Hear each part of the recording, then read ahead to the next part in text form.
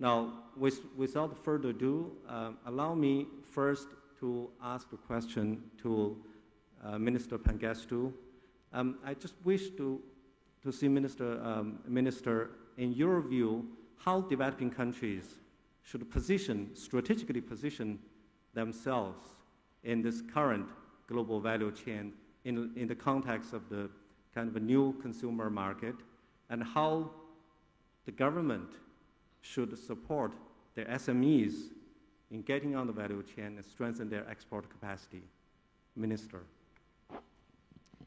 Thank you, James. And I'd like to just first try to understand, that all of us to have the same understanding.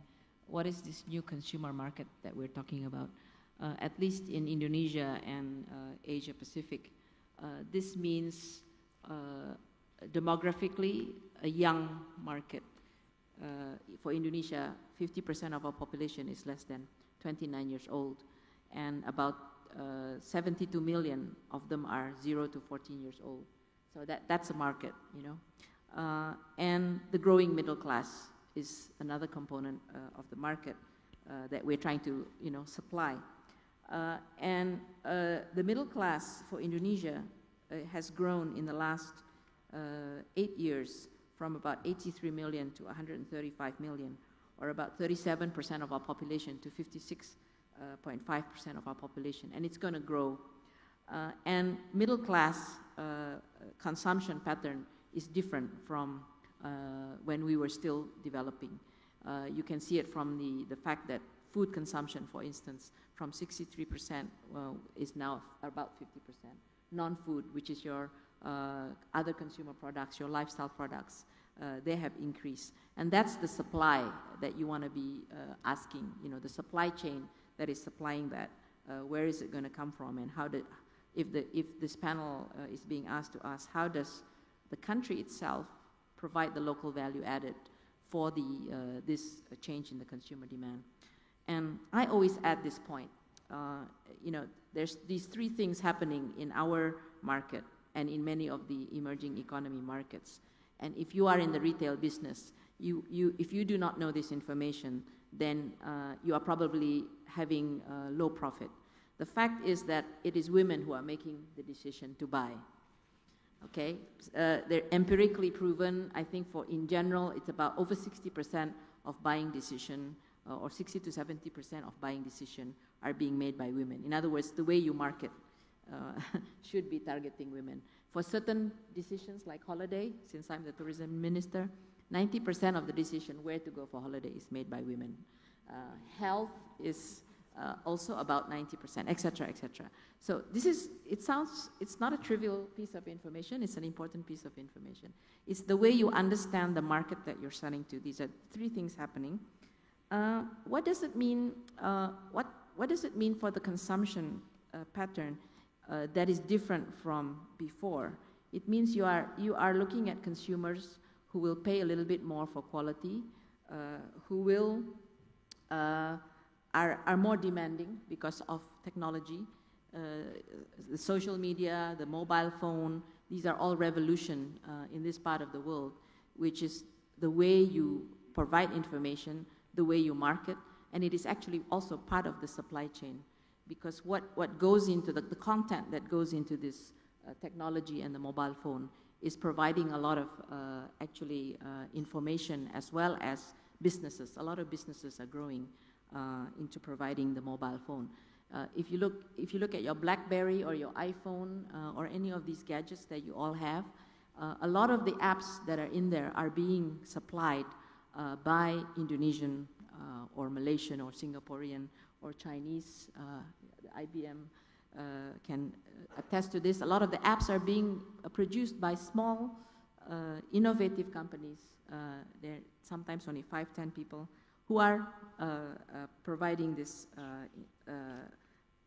products or parts of what's the consumer demanding. I was going to give you an Indonesian example.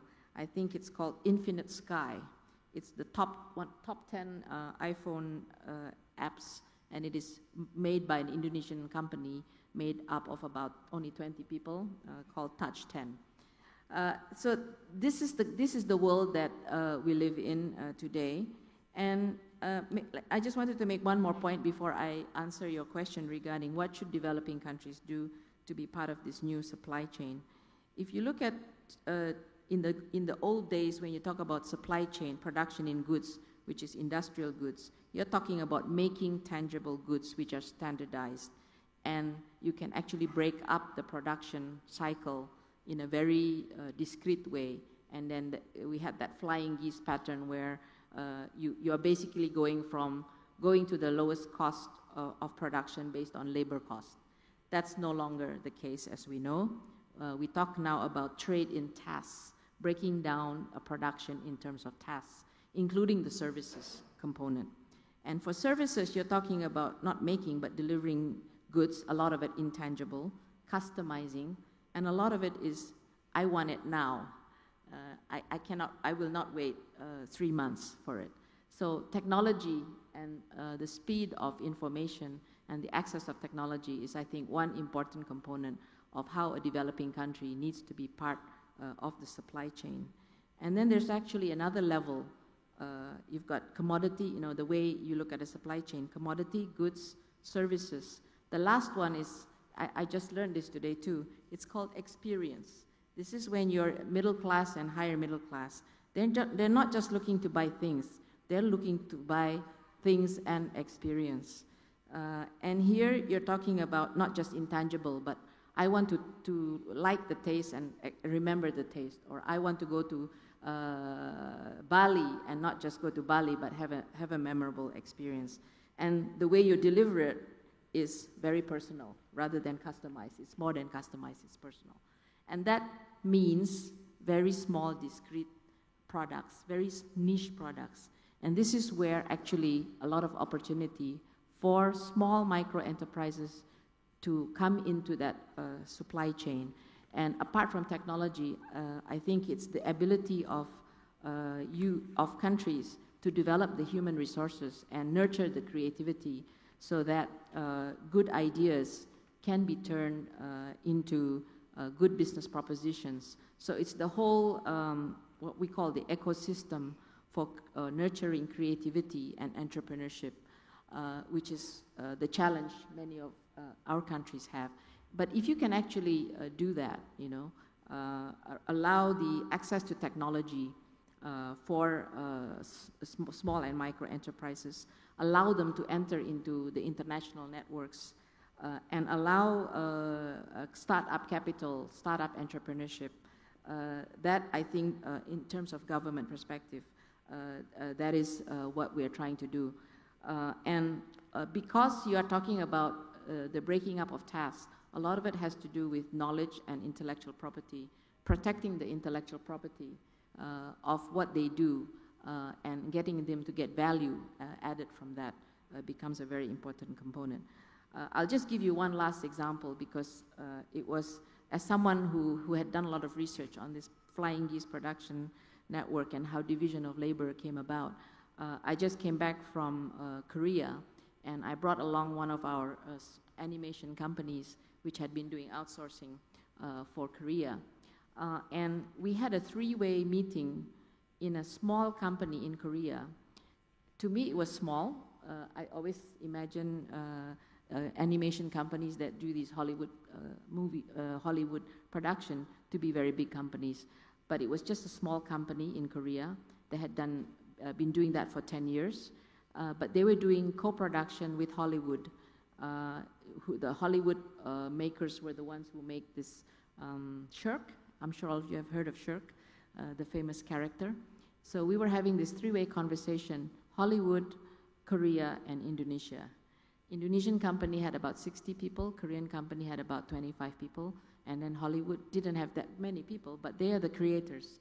The most expensive part is the creation and the idea. But we were already going into joint production with Korea and Indonesia doing still the outsourcing. So it's the same kind of pattern where you start with doing the OEM in the production of industrial goods. Here we are doing the outsourcing for the animation because we do have the labor that can do the creative part. But it is not just low-cost labor. It's low-cost but low-cost and talented labor. But the Korean company 10 years ago was also just doing outsourcing. Now they've graduated into doing joint production, and they had just won an award from the Korean government to produce a Korean character, so their own production for Korea. So I mean that's the new kind of division of labor in the more creative services, experiential type of services and products, which is in high demand in the middle class. So going back to my 75 million of children 0 to 14 years old in Indonesia, what a market for producing animation products, for instance.